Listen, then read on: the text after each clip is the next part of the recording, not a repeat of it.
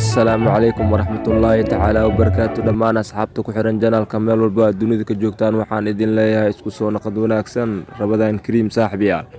فلان هذا جنال كي كحسبتين سبسكرايب ده كدبنا جنبالك فرصة سيدين سو قاران أخبارات دول بأنسو قلينو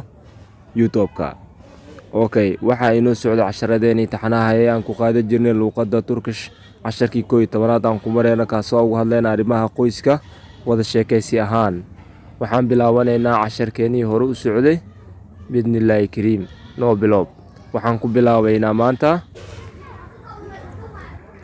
buubanim karam waxay la macno tahay tani waa xaaskeyga buu micneedu waa kan benimna waa aniga karimna waa xaas iyadoo shortkaadna waxaa kaloo dhigi kartaa buu karam micneedu waa tani waa xaaskeyga oo shortkaad ah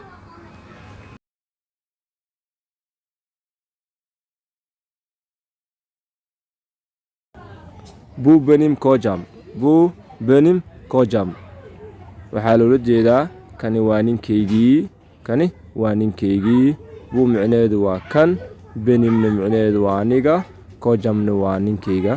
buu iyadoo shortkaadaan waxaa u dhigi kartaa buu kojam kani waa ninkaygii koja micneheedu waa husband waa ninka naagta qaba ayaa la yiraahdaa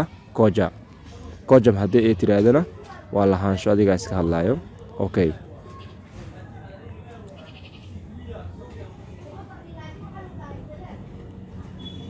buu benim oglum kani waa wiilkaygii ayuu leeyahay sidaas ayaa la macno tahay iyadoo shortkaadana waxaa dhigi kartaa buu oglum kani waa wiilkaygii waay okay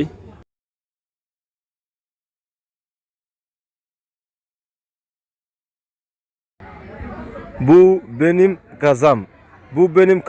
micnaheedu waa tani waa gabadhaydii buu benim kazam iyadoo shortigaada waxaa kaloo dhigi kartaa buu kazam tani waa gabadhaydii